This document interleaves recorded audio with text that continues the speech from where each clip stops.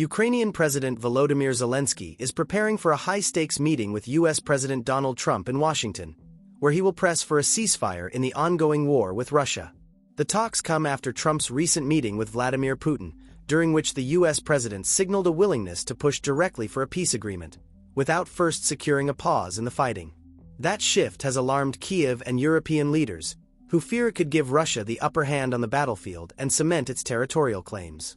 Speaking in Brussels, Zelenskyy insisted that peace negotiations can only move forward if the fighting stops. He warned against what he called pressure of weapons, and said a ceasefire is essential to work toward a final deal. European leaders, including Ursula von der Leyen, German Chancellor Friedrich Merz, UK Prime Minister Keir Starmer, French President Emmanuel Macron, Italian Premier Giorgia Meloni, Finnish President Alexander Stubb, and NATO Secretary-General Mark Rutte, are set to join Zelenskyy in Washington in united show of support. The Kremlin has demanded that Ukraine withdraw its troops from Donetsk and Luhansk as part of any settlement, an idea that Kyiv strongly rejects. Trump relayed that demand to Zelenskyy and European allies, though it remains unclear if he endorses Putin's conditions.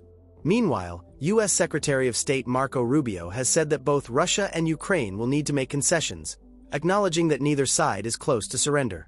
Zelenskyy is also expected to ask for clear security guarantees from a coalition of Western allies, including France and the UK, who are backing the idea of a European-led reassurance force for a post-war Ukraine.